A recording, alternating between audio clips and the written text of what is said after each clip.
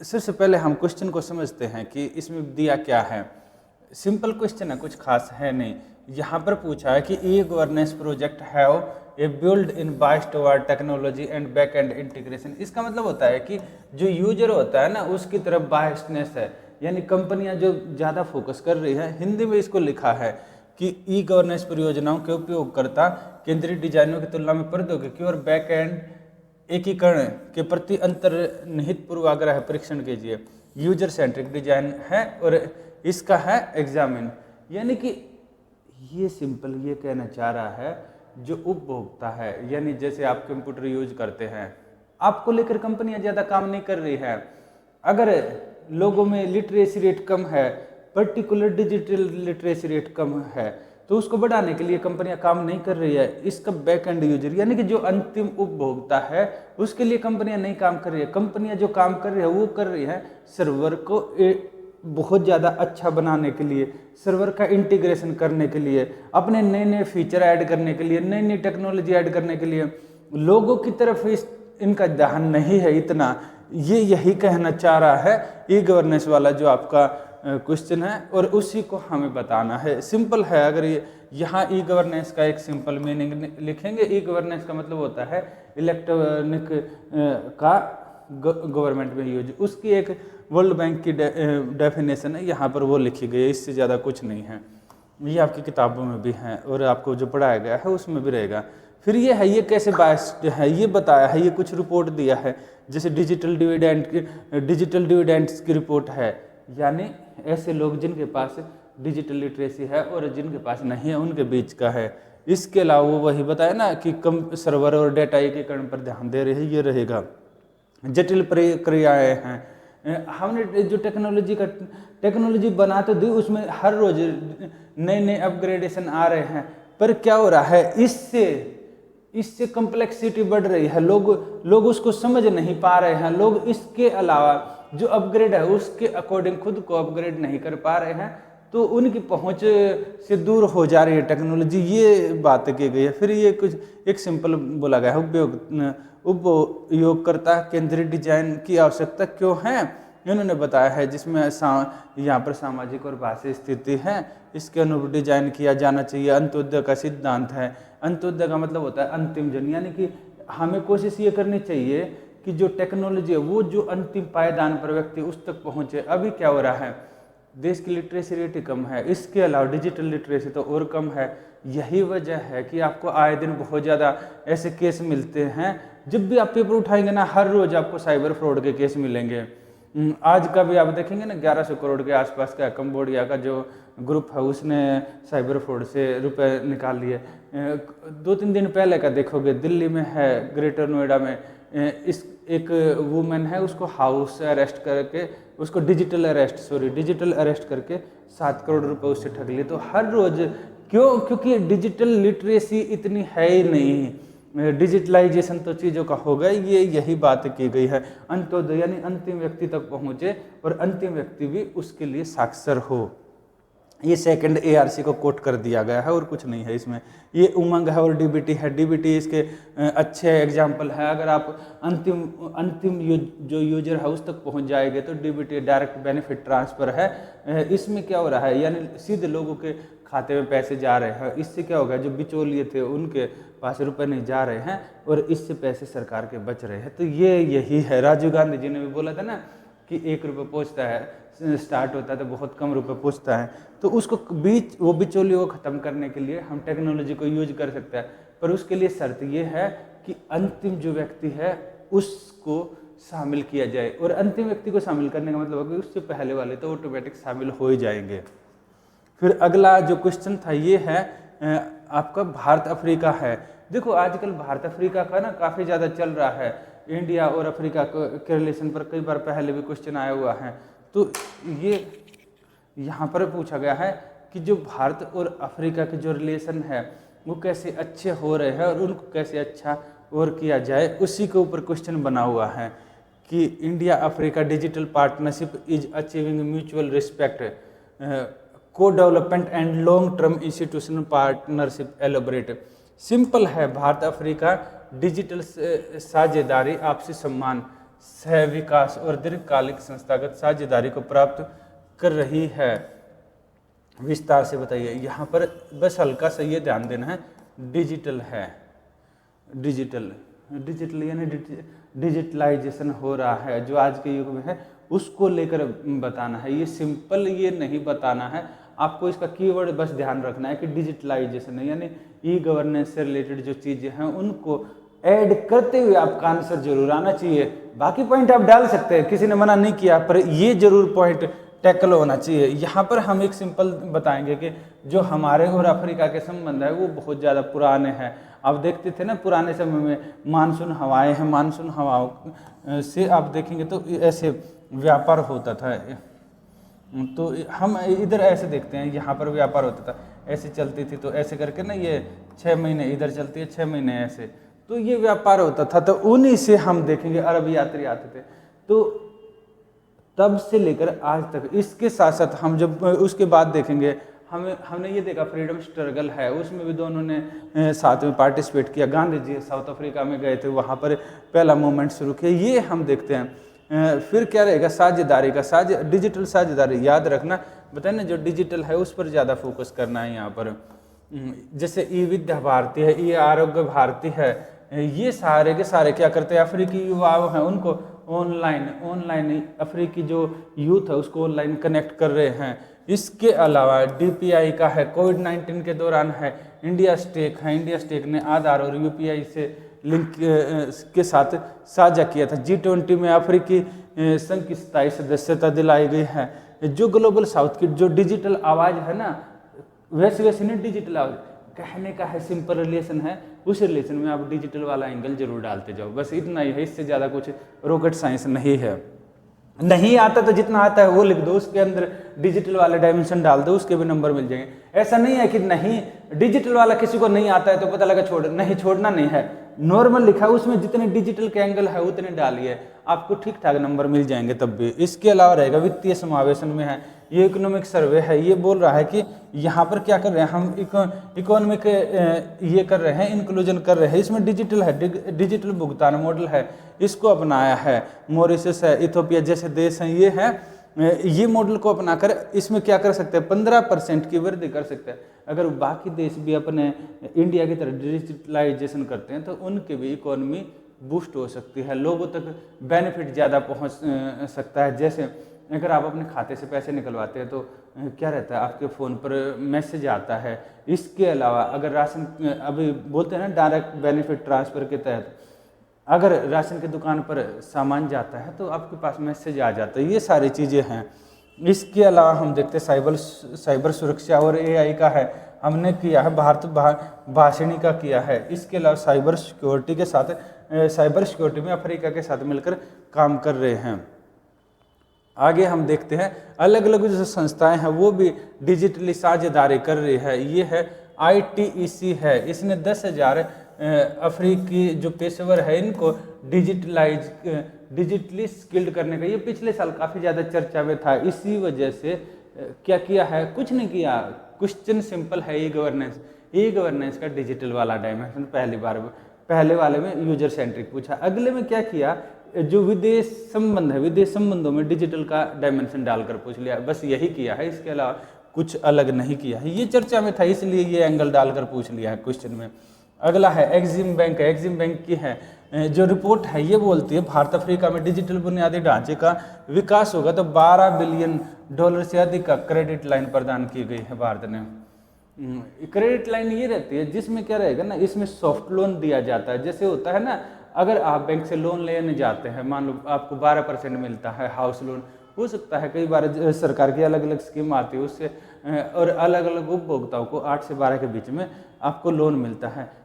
ये लोन अगर आपको 4% के हिसाब से मिले, यानी साल में 100 रुपये पर 12 रुपये ब्याज देने के बजाय आपको साल में 100 रुपये पर आप अगर लोन ले तो 100 रुपये पर आपको 4 रुपये लोन देना पड़े, तो इस तरह यानी कि ये सॉफ्ट लोन बोला जाता है। और 3 साल में आपको लौटाना, उसकी बजाय सेम चीज़ आपको ये बोला जाए 10 साल में आपको वापस लौटाना, ये बोला जाता है लाइन, क्रेडिट लाइन।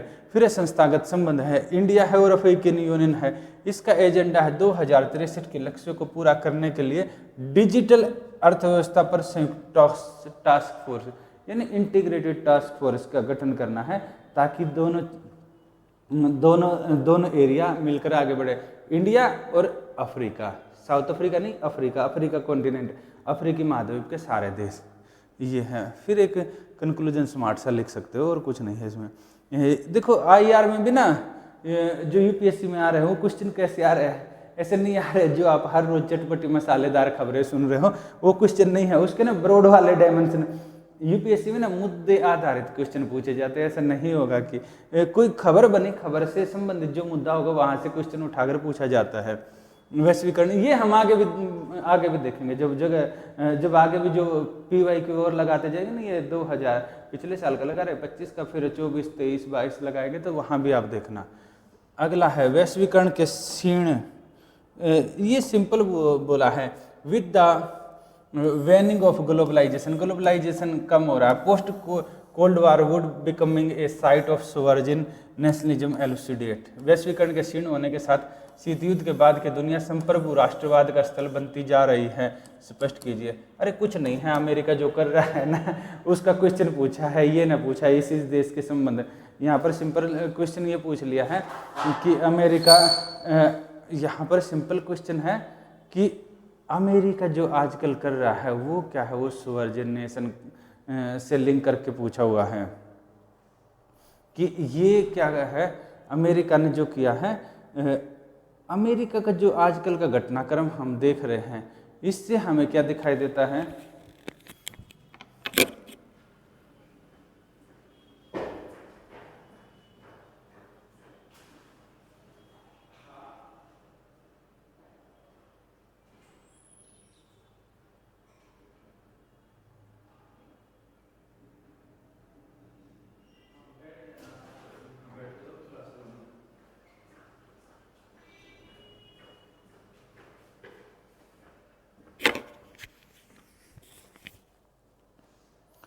यहाँ संप्रभु राष्ट्रवाद सोवर्जिन नेशन की बात कर रहे हैं।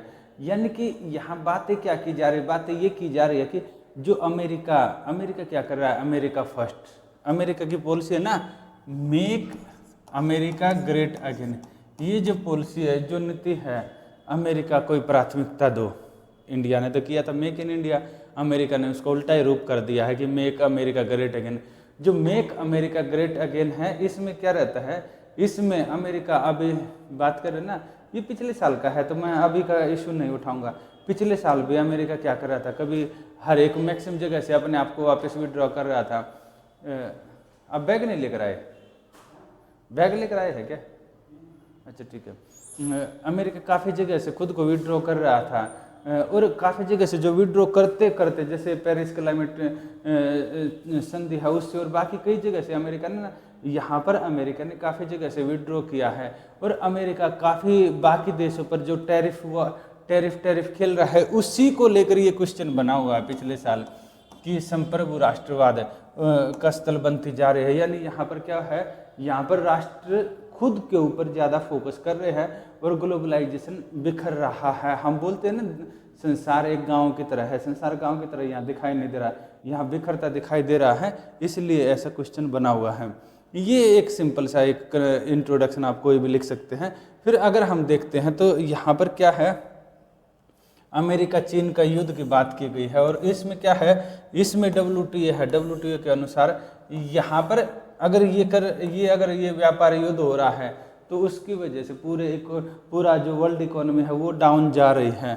इसके अलावा हम कोविड-19 देखते हैं, इसके अलावा रूस यूक्रेन युद्ध है। इन सब चीज़ों को हम क्या देख रहे हैं, जो सप्लाई चेन है उस पर इशू आ रहा है, और साथ साथ हम देख रहे हैं कि यहाँ पर इसकी वजह से देश क्या कर रहे हैं, अब गुटों में बंटते जा रहे हैं। संसार ऐसा नहीं है कि मल्टीपोलर का नहीं है, यहाँ पर दो देश आपस में संबंध बनाते हैं और संबंध बनाकर वही आगे बढ़ रहे हैं। तो यही है, छोटे छोटे ऐसे ग्रुप बनते जा रहे हैं, इसको है। अगर हम इकोनॉमिक सर्वे की बात करें तो उसने भी सेम बात कही। संप्रभु राष्ट्रवाद को अगर हम देखते हैं, यहाँ बताएं ना, यहाँ दो देश आपस में ज़्यादा एक दूसरे के साथ मिलकर आगे बढ़ रहे हैं, जैसे बोलते हैं ना बायलैटरल रिलेशन, वो ज़्यादा प्रमुखता से दिखाई दे रहे हैं। और यही छोटा क्वेश्चन था, तो इसको आप ये करके ना यहाँ पर रणनीतिक बहुसंरेखण, भारतीय विदेश मंत्रालय भी बोल रहा है कि अब राष्ट्रीय हितों के लिए अलग अलग देशों से जुड़ रहे हैं। यहाँ पर ऐसा हो रहा है कि पहले तो ये था कि या तो कोई अमेरिका की तरफ था या कोई रशिया की तरफ था, अब मैक्सिमम देश क्या कर रहे हैं, दोनों से संबंध बना रहे हैं। इंडिया भी ऐसे ही कर रहा है। इंडिया आप देखेंगे ना सऊदी अरब के साथ भी है, साथ साथ में इंडिया का, इसके अलावा ईरान के साथ भी है, क्योंकि दोनों के बीच में कई बार राइवलरी देखते हैं। सेम आप देखेंगे यहाँ पर अमेरिका के साथ, इधर अमेरिका के साथ है तो इधर रशिया के साथ है। मैक्सिमम देश ऐसे कर रहे हैं, तो यही है, इसी को लेकर है। और इससे क्या हो रहा है, विखंडन हो रहा है और छोटे छोटे ग्रुप में बट जाएगी दुनिया, तो इससे वर्ल्ड की जो ग्रोथ रेट है वो काफ़ी कम हो जाएगी। यही क्वेश्चन था, इसमें ज़्यादा कोई रॉकेट साइंस नहीं था। फिर जो अगला ये क्वेश्चन है, देखो क्या रहता है ना यूपीएससी में, ऐसा लगता है पता नहीं कितना कैसा क्वेश्चन आएगा, कुछ नहीं, सिंपल क्वेश्चन है, बस इसको थोड़ा सा गहराई से समझो और अपना जो आपने जो पढ़ा है ना उसमें अपना हल्का सा लॉजिक यूज करो, सिंपल आपका निकल जाएगा आंसर उसका। ये है आपका ये बड़े वाला क्वेश्चन है। इसमें पूछा हुआ है संवैधानिक नैतिकता, constitutional morality is the fulcrum which act as the essential check upon the high functionalities citizen alike in view of above observation of the Supreme Court. Explain the concept of constitutional morality. अरे इतनी राम कहानी के पीछे ये है कि constitutional morality का concept है, ये बताना है, and its application to ensure balance between judicial independence and judicial accountability in India. इसका पहले वाला डायमेंशन तो ये पूछा है constitutional morality, दूसरा है judicial independence and accountability। ये 2 पॉइंट पूछे और कुछ नहीं पूछा इसने। संवैधानिक नैतिकता एक आलम है जो कि उच्च पदाधिकारियों और नागरिकों पर समान रूप से आवश्यक नियंत्रण का कार्य करता है। सर्वोच्च न्यायालय के उपयुक्त प्रेक्षण के संदर्भ में आगे ना, ये उसका प्रेक्षण है, ये पूरा एक पॉइंट है। नैतिकता की अवधारणा, संवैधानिक नैतिकता की अवधारणा तथा भारत में न्यायपालिका की स्वतंत्रता और न्यायिक उत्तरदायित्व। सेकंड वाला ये आ गया कि मध्य संतुलन सुनिश्चित करने में इसकी प्रायोज्यता की व्याख्या कीजिए। सेकंड वाला पॉइंट ये है।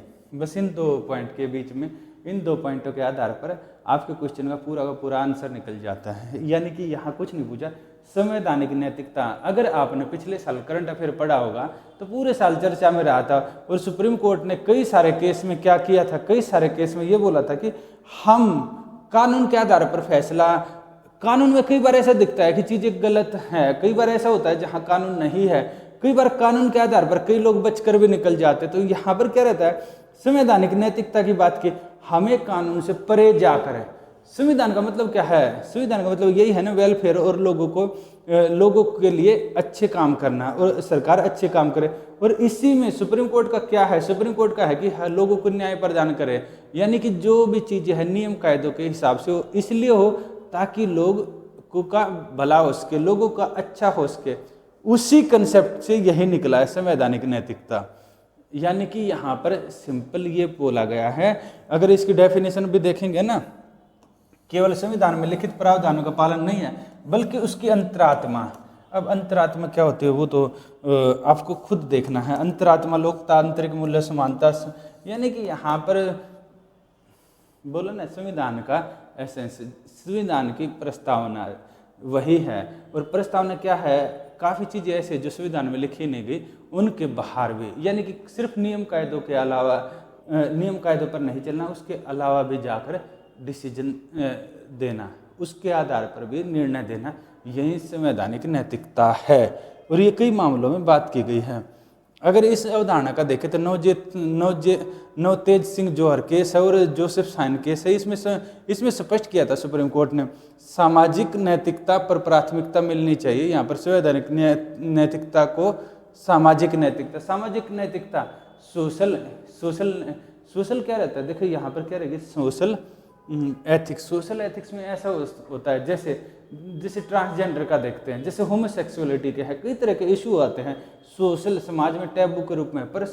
पर यहाँ पर क्या रहता है, यहाँ पर ये बोलते हैं कि संवैधानिक नैतिकता नहीं, आप उनके साथ ऐसा नहीं है कि उनको क्रिमिनल मानकर उनके खिलाफ कार्रवाई करेंगे। तो ये इस तरह के केस है। यह उच्च पदाधिकारियों के लिए एक नैतिक दिशा निर्देश है जो शक्तियों के दुरुपयोग से रोकता है। यानी कि आप, क्योंकि कानून काफ़ी अलग मान रहा है और समाज भी काफ़ी अलग मान रहा है, पर अगर आप इस तरह के एथिकल हैं तो आप गलत नहीं करेंगे, क्योंकि अगर कानून में वहाँ क्रिमिनल चीज़ें हैं, क्रिमिनल चीज़ें उसको क्रिमिनल मान रहा है, तब भी आप विवेक का यूज करेंगे तो आपको लगेगा नहीं नहीं ये चीज़ें इस तरह का नहीं होना चाहिए, ये क्रिमिनल ऑफेंस नहीं होना चाहिए। वैसे बाद में 377 को लेकर सुप्रीम कोर्ट का लैंडमार्क जजमेंट आया था, तो उसमें उसको क्रिमिनल के दायरे से बाहर निकाल दिया था।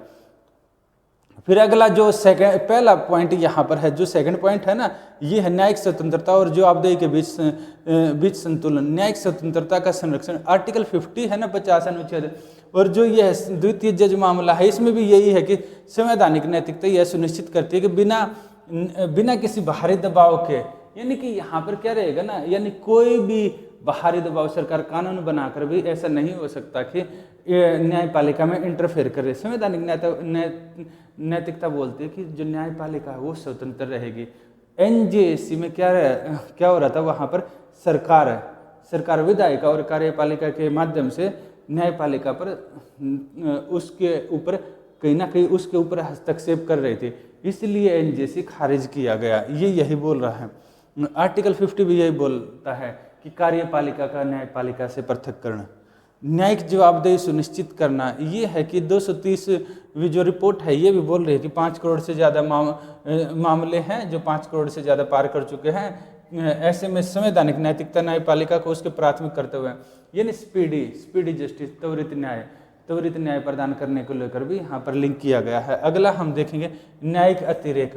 यह न्यायाधीशों को याद दिलाता है कि वे कानून के निर्माता नहीं बल्कि व्याख्याता है। चुनावी बांड, अनुच्छेद 370 के निर्णयों में न्यायालय ने संवैधानिक नैतिकता का उपयोग पारदर्शिता और लोकतांत्रिक संतुलन बनाए रखने के लिए किया है। अगर इसके आधार पर हम देखेंगे ना, तो इसके आधार पर यह है कि 370 में भी किया था। और चुनावी बॉन्ड को ना सरकार ने कानून लाकर चुनावी बॉन्ड को उसको वैलिड बना दिया था, पर यहाँ पर इसी को दायरे में रखते हुए उस कानून को भी खारिज कर दिया। ऐसा नहीं है कि कानून गलत है आप उसको व्याख्या करते जाएंगे। यहाँ ये मामले हैं। एनजेसी का हम पहले बात कर चुके हैं, और ये डाटा ग्रिड की भी बात करते हैं यहाँ पर। ऐसे DY चंद्रचूड़ का आप कोट करके एक इसका कंक्लूजन लिख सकते हैं। फिर है संवैधानिक। अगला हम देखते हैं भारतीय संविधान के कुछ प्रक्रियात्मक अवरोधों के साथ सामान्य विधायी संस्थाओं को संविधान संशोधन की शक्ति प्रदान की गई है। इस कथन के दृष्टिगत कर संसद के संविधान संशोधन की शक्ति पर प्रक्रियात्मक एवं सारभूत सीमाओं का परीक्षण कीजिए। Indian constitution has conferred the amending power on the originally legislative institution with a few procedural hurdle. ये पहले वाला स्टेटमेंट है, ये कुछ नहीं है, ये सिंपल बात कर रहा है, संविधान संशोधन की बात कर रहा है। उल्टी पुल्टी बातें करके यूपीएससी में ऐसे रहता है, शब्दों के साथ खेला जाता है। आप देखेंगे तो यहाँ सिंपल है, आपसे बात कर रहा है कि संविधान में संशोधन कैसे किया जाए उसके लेकर। इन view of this statement examine the procedural and substantive limitation on amending power of parliament on the change of constitution. ये सेकंड वाला पॉइंट है। पहला ये है संशोधन की बात कर रहा है, और दूसरा ये बोल रहा है कि संसद के संविधान संशोधन की शक्ति पर प्रक्रियात्मक एवं सारभूत परिसीमाओं का परीक्षण कीजिए। ट्रेडिशनल टॉपिक है, कोई खास नहीं है, करंट से लिंक करके आपको लिखना है। इसमें ये बात की गई है कि जो सरकार है, सरकार संविधान में संशोधन करती है, उसके ऊपर क्या क्या बाधाएं हैं, यानी कि आपको 368 के जो आर्टिकल है उसके प्रावधान आपको यहाँ पर डिटेल में बात करनी है, उसको हल्का सा करंट से लिंक करके। हम ये देखेंगे प्रक्रियात्मक सीमाओं की अगर हम बात करते हैं तो यहाँ पर देखते हैं कि विशेष बहुमत की बात करता है। 2/3 बहुमत के कुल सदस्य हैं और उपस्थित मतदान करने वाले का 2/3 बहुमत से रहेगा। राज्यों की सहमति, कई सारे ऐसे हैं जिनमें 50% राज्यों की सहमति होगी। और यहाँ पर इसके अलावा याद रखना, संविधान में 3 तरह से संशोधन किए जाते हैं। कुछ प्रावधान सामान्य बहुमत से, पर वो आर्टिकल 368 के अंदर नहीं आते हैं, 368 के अंदर नहीं आते। 368 में सिर्फ 2 ही हैं, एक तो है 50% ये राज्य और 2/3 बहुमत है, और दूसरा 2/3 बहुमत से ये पारित होंगे। यही 2 प्रोसेस दिए गए हैं आर्टिकल 368 में। जो सामान्य है ना, जो सामान्य बहुमत से, वो 368 के दायरे से बाहर है। तो 368 के अंदर पूछा जाए तो यही 2 हैं, ये यहाँ पर बात कर दी गई है। और 2/3 बहुमत सरकार के लिए लेकर आना काफ़ी बड़ा चैलेंज हो जाता है। फिर इसके अलावा संयुक्त बैठक नहीं है, ऐसा नहीं है कि अगर आपका बहुमत नहीं हो रहा तो आप, जैसे 3 बार हो चुकी है ना पार्लियामेंट की ज्वाइंट सीटिंग आर्टिकल 108 में, तो ये इसके बारे में मना किया गया है कि आप इसको लेकर ऐसी बैठक नहीं कर सकते हैं, क्योंकि यहाँ करेंगे तो लोकसभा की मेजोरिटी होती है, ज़्यादा उसके सांसद हो जाएंगे, ज़्यादा सांसद हो जाएंगे तो कानून बन जाएगा, इसके लिए मना किया गया है। राष्ट्रपति की बाध्यता, राष्ट्रपति भी उसको मना नहीं कर सकते हैं ऐसे कानून को, ये नहीं है कि राष्ट्रपति उसको पुनर्विचार के लिए वापस भेज देंगे, ये यहाँ पर बात की गई है।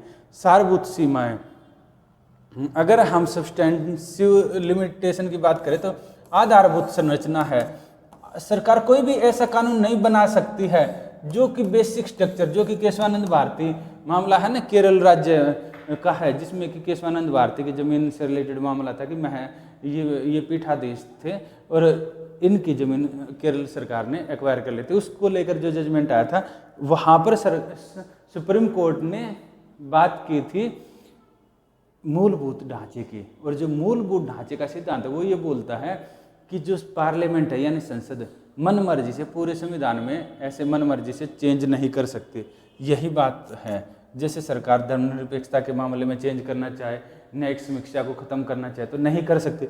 वैसे सरकार ने कोशिश तो की थी, 9वीं अनुसूची बनाई थी जिसमें ये डाला गया था कि 9वीं अनुसूची की न्यायिक समीक्षा नहीं हो सकती, पर जो हम देखते ना जो कई सारे जो जजमेंट थे को तो जो जजमेंट था और बाकी जजमेंट थे उनमें क्या किया, न्यायिक समीक्षा भी मूलभूत ढांचे के अंतर्गत आता है और मूलभूत ढांचे के अंदर आता है, इसलिए सरकार क्या कर सकती है, सरकार उसको लेकर अगर कोई कानून बनाती है तो सुप्रीम कोर्ट उसकी समीक्षा कर सकता है और उस कानून को खारिज कर सकता है।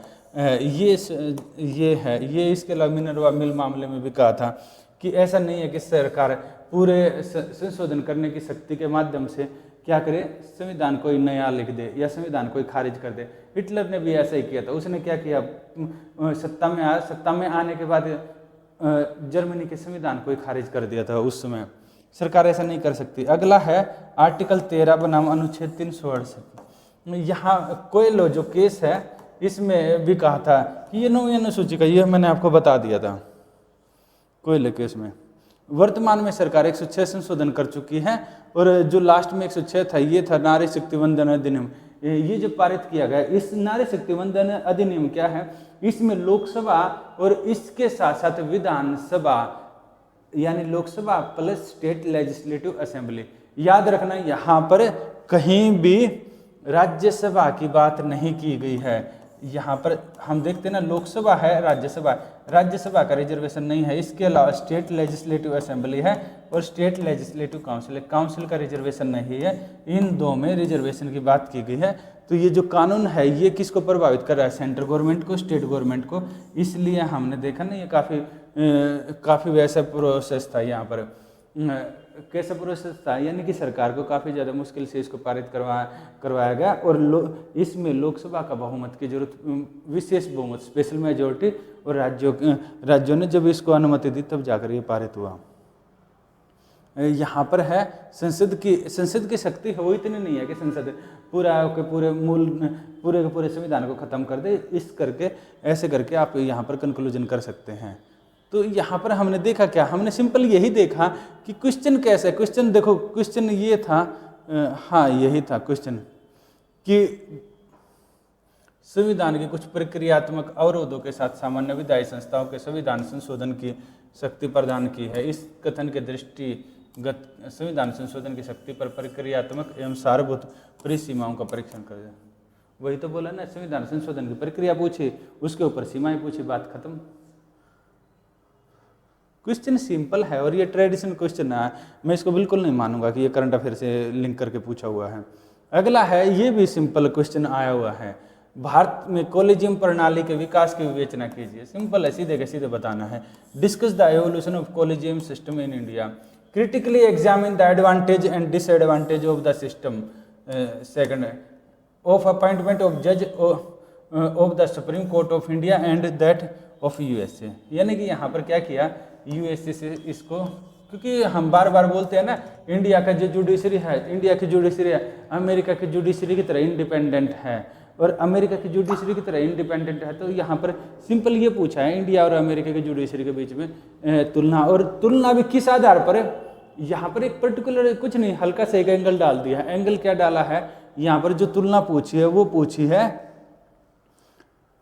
नियुक्ति के आधार पर, कि नियुक्ति वहाँ पर कैसे होती है, यहाँ पर कैसे होती है, तुलना करते हुए सिर्फ वो वाला एंगल डाला हुआ है, यही है।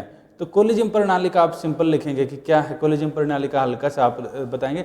ये मैक्सिमम ये माना जाता है, पहले शुरुआत में ये था कि जो न्यायाधीश का अपॉइंट करेंगे ना, ये पहली बार पहला जो केस था, मामला था 1981, इसमें ये था, शुरुआत में बात क्या हुई ना, शुरुआत इस मामले की कहाँ से हुई, ये हुआ कि जब जब हमने संविधान बनाया तो संविधान में हमने 3 चीज़ें बनाई। हमने बनाई मोंटेस्क्यू का सेपरेशन ऑफ पावर, हमने माना लेजिस्लेटिव, एग्जीक्यूटिव और जुडिशरी, ये हमने किया।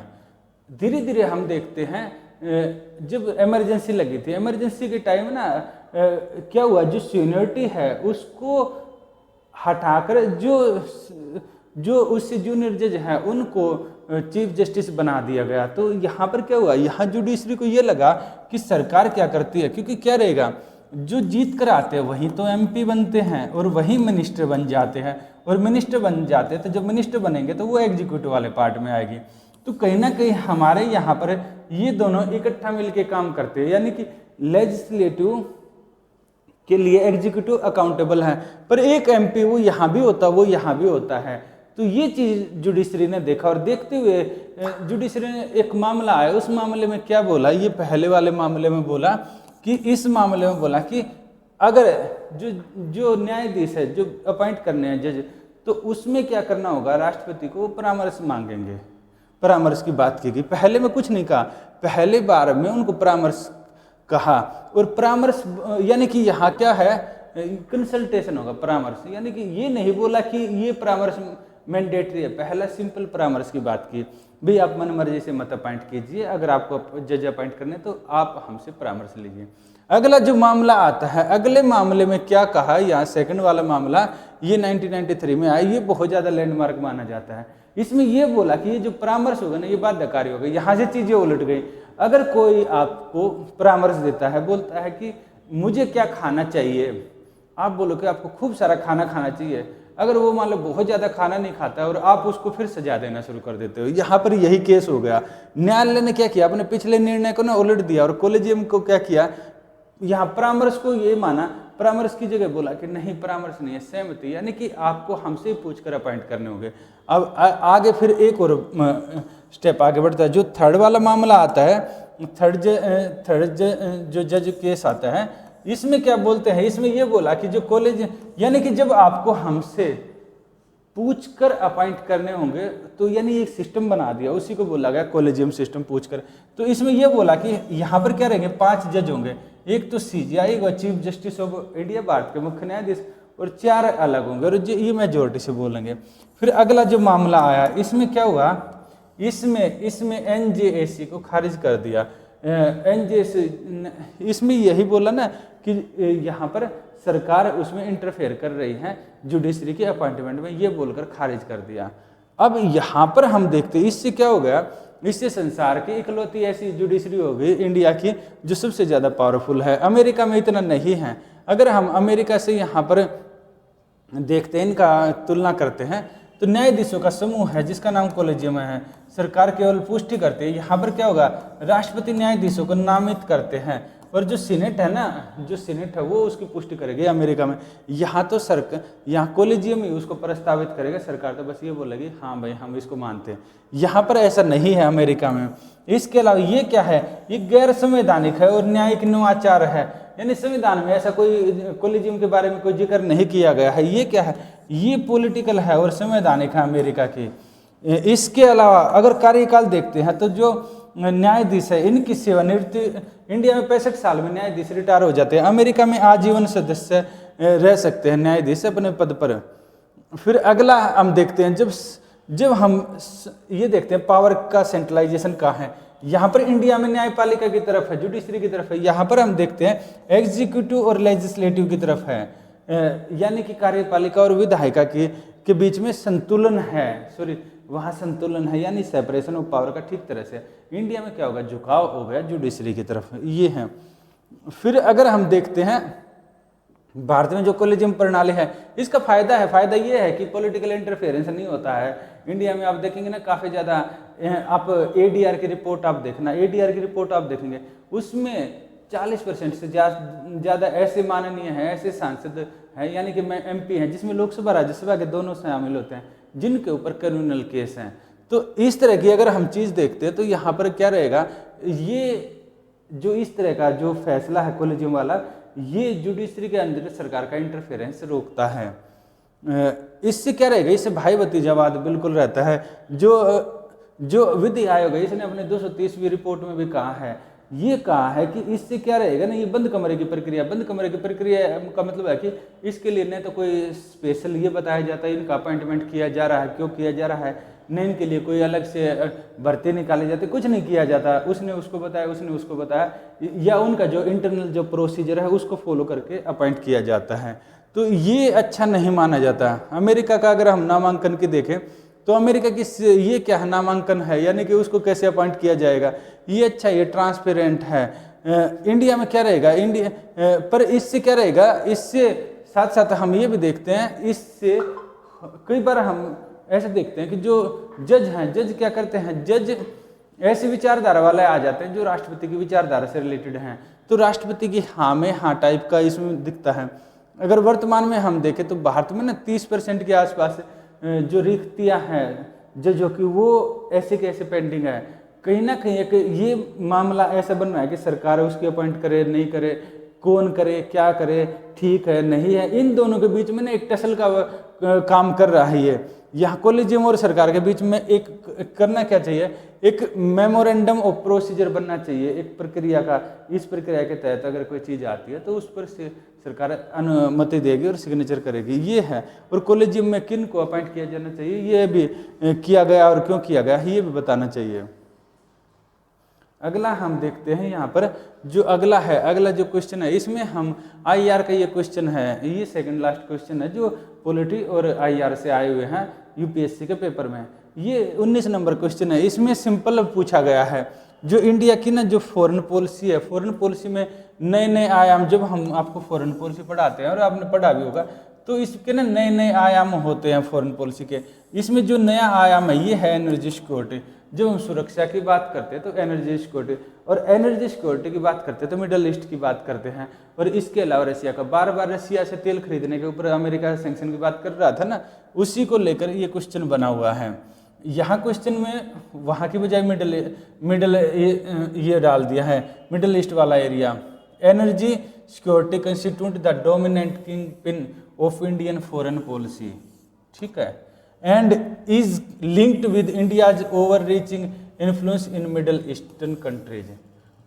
ये एक स्टेटमेंट बता दिया। How would you integrate energy security with India's foreign policy trajectories in coming year, यानी कि आप इसे किस तरह देखते हैं। ऊर्जा सुरक्षा भारत की विदेश नीति का एक मुख्य स्तंभ है, ये है, ठीक है, और यह मध्य पूर्वी देशों में भारत के व्यापक प्रभाव से जुड़ा हुआ है क्योंकि इनसे इंडिया खरीदता है।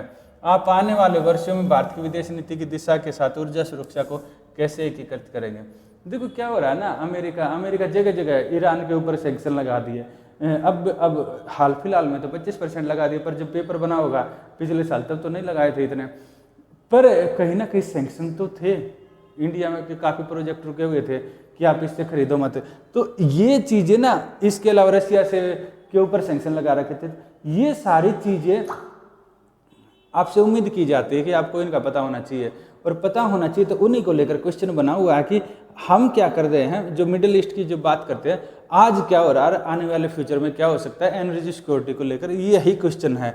और इसमें ना सिंपल है, इसमें कुछ नहीं है कि इंडिया क्या करता है। इंडिया लगभग यहाँ पर 80% जो कच्चे तेल की आवश्यकता है और 50% जो 89% अपना 89% जो ये बाहर से इंपोर्ट करता है तेल, और प्राकृतिक गैस है इसका 50% बाहर से इंपोर्ट करता है। और इसमें क्या रहेगा ना, मध्य भारत की जो विदेश नीति है इसमें इसमें मिडिल ईस्ट की काफ़ी ज़्यादा गल्फ कंट्री, यहाँ काफ़ी लोग भी जाते हैं इंडिया के, काफ़ी ज़्यादा रेमिटेंस भी आता है।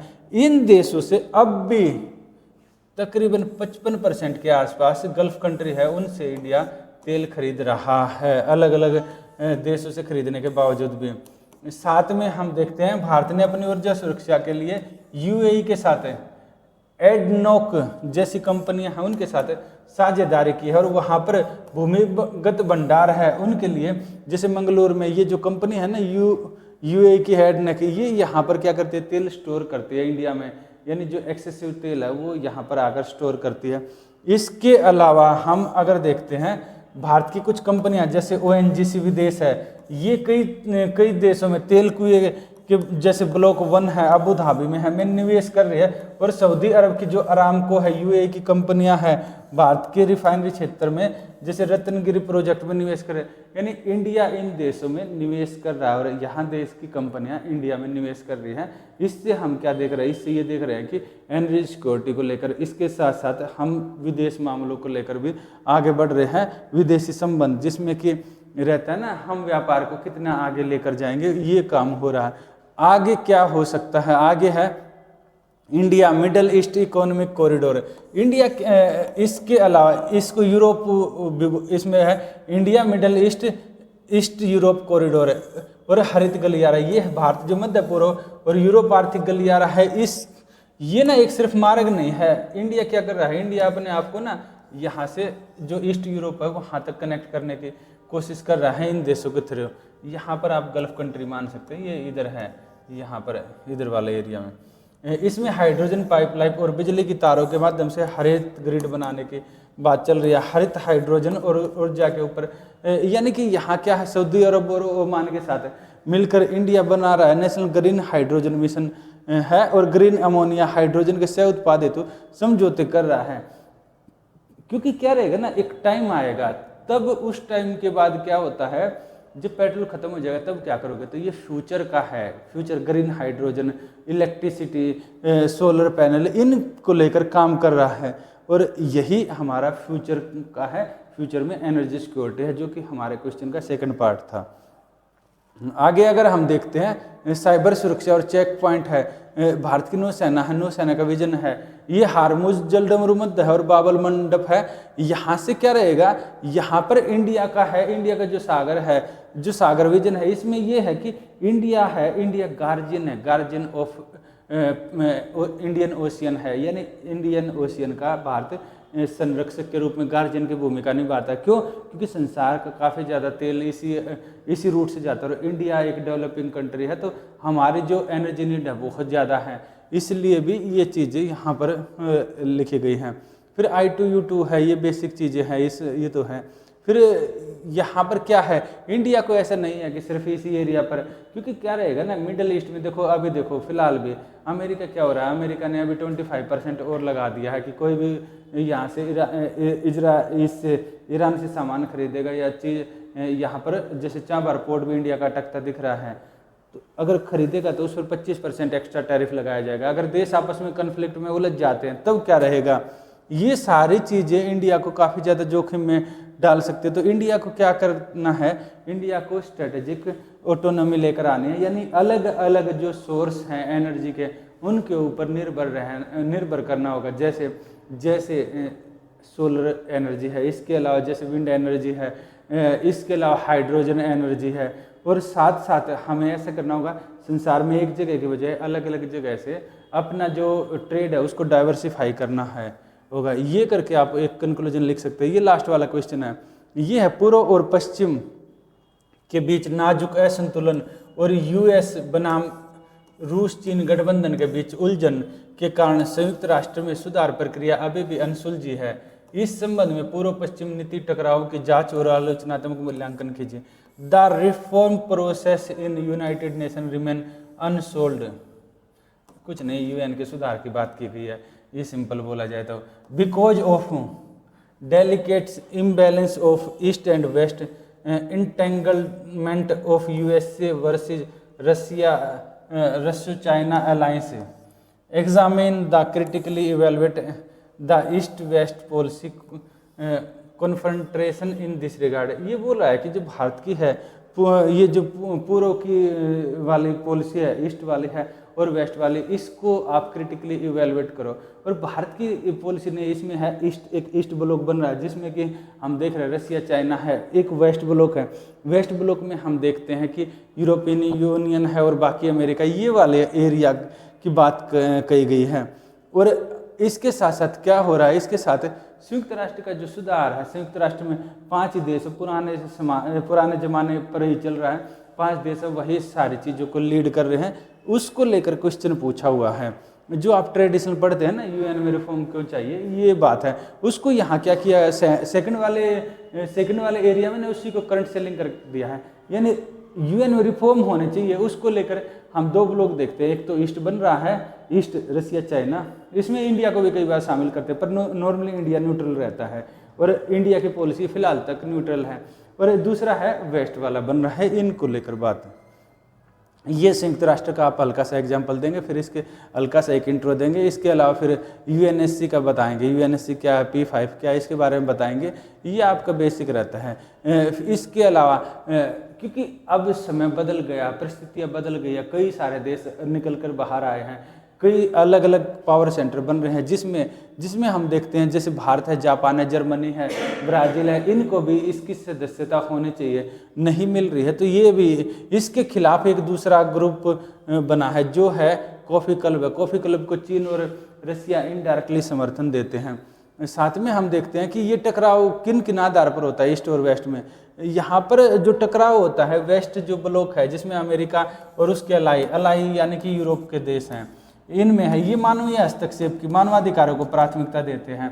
वहीं पर जो रशिया चाइना वाला जो ब्लॉक है, इसमें क्या रहता है, इसमें यानी कि ये ब्लॉक यानी इसके अलाई, इससे रिलेटेड ऐसे कंट्री जो इन देशों से ज़्यादा प्रभावित हैं, वो कंट्री ये राष्ट्रीय संप्रभुता और गैर हस्तक्षेप के सिद्धांत को आगे बढ़ाते हैं। यानी कि हमारा देश ही सबसे ऊपर रहेगा, आप हमारे देश में किसी भी वजह से क्यों इंटरफेयर कर रहे हैं। यहाँ पर ये बहुपक्षवाद की बात करते हैं, मल्टीलेटरलिज्म की बात करते हैं, नियम आधारित बात करते हैं, वेस्टर्न वैल्यू की बात करते हैं, ये मल्टीपोलर की बात करते हैं, ब्रिक्स की बात करते हैं, SCO की बात करते हैं, संवैधानिक नैतिकता, लोकतंत्र और उदारवादी मूल्यों की बात करते हैं। ये बात करते हैं विकास के। सिर्फ यही मॉडल नहीं है, दूसरे मॉडल भी हैं, यानी कि ग्रोथ के, जैसे चाइना ने ग्रोथ किया, इस तरह के मॉडल भी हैं। आप सारी चीज़, हर चीज़ पर अमेरिकी वैल्यू को कैसे थोप सकते हैं या वेस्टर्न वैल्यू की, यहाँ पर इशू आता है। फिर आगे हम देखते हैं, तो यहाँ आगे जब हम इसको क्रिटिकली इवेलुएट करते हैं, तो इससे हो क्या रहा है, जो IMF है, वर्ल्ड बैंक है, ये क्या है, ये हम देखते हैं ये पैरालिसिस टाइप का हो गया है। जैसे ब्रिक्स बैंक बन रहा है, AII भी बन रहा है, तो इन अगर ये बन रहे हैं तो UN की भूमिका कम हो रही है। क्यों? क्योंकि UN की तरफ कोई जाएगा नहीं भाई, अल्टरनेट ब्लॉक बन गए ना, वहाँ पर ये चीज़ें सुलझा ली जाएगी। यूक्रेन और गाजा जो संकट है, यहाँ पर हम देखते हैं P5 के, यानी जो 5 देश है, जिसमें कि अमेरिका आता है, इसके अलावा रसिया आता है, इसके अलावा आप देखते हैं चीन आता है, फिर फ्रांस है और इंग्लैंड है। इन 5 देशों के पास वीटो पावर है। जिनके पास वीटो पावर है उन देशों को हम देखते हैं, अगर उनका कहीं इंटरेस्ट आता है तो कोई कुछ नहीं कर पाता है। जैसे हम यहाँ पर देखते हैं ना, यूक्रेन वाला इशू है, तो यहाँ पर क्या होता है, कोई कुछ नहीं कर पा रहा, बाकी संसार का कंट्री वीटो कर देते हैं। ये बजट, ये कूटनीति, यहाँ पर ये है कि अमेरिका ने क्या बोला, अमेरिका ने बोला कि हम इससे विड्रॉ कर लेंगे। और अमेरिका ने अभी तो देखना पीस प्लान करके एक नया भी बना है, पर उस समय तो नहीं बनाया था जब पेपर बना था। तो यहाँ क्या हो रहा है, यहाँ पर ये हो रहा है, अमेरिका अल्टरनेट इससे बार बार अपने आप को खींचने की धमकी देता है, और जब इससे खुद को खींच लेगा तो UN, क्योंकि मैक्सिमम बजट तो यही देश देते हैं, खींच लेगा तो कोलैप्स करने का बहुत ज़्यादा चांस हो जाता है, और बाकी देशों पर नहीं तो बर्डन आ जाएगा। और इंडिया जैसे ग्रोइंग कंट्री अभी इतना ज़्यादा अफोर्ड नहीं कर पाएंगे, और नए उससे क्या रहेगा, अगर अफोर्ड करेंगे तो इंडिया का इंटरनल ग्रोथ पर इशू आता है। ये सारी चीज़ें लिखते हुए आप इसका एक कंक्लूजन दे सकते हैं। यानी देखो क्या रहता है UPSC का ना, भले ही ये दिखता है ऐसा पेपर ऐसा है वैसा है, आपने पूरा पेपर एनालाइज किया हमने, तो यहाँ क्या है, आपने एक चीज़ कॉमन देखी, कुछ क्या रहता है, कुछ तो आपका ट्रेडिशनल एरिया होता है, उसी को बस अलग अलग शब्दों में घुमा दिया जाता है और कुछ नहीं होता। इसके साथ करंट अफेयर का कुछ एरिया में करंट अफेयर लिंक कर दिया जाता है। बोलते हैं ना सेकंड पेपर काफ़ी ज़्यादा टफ आता है, कुछ टफ नहीं आता है, बस आप उसको अच्छे से समझो और अपने दिमाग में ये जब बैठा लोगे ना टफ नहीं है, इसको अगर ठीक तरीके से समझोगे तो आप पेपर सोल्व कर जाओगे। यूपीएससी का मतलब ये नहीं है आपको हिंदी का प्रकांड विद्वान बनाया जाए। उसका मतलब ये है कि अगर आप हल्का सा जो तकनीकी शब्द है उनके आधार पर क्वेश्चन दिए जाते तो क्या आप उसको अपनी सामान्य बुद्धि से सोल्व कर पा रहे हैं या नहीं, बस इतना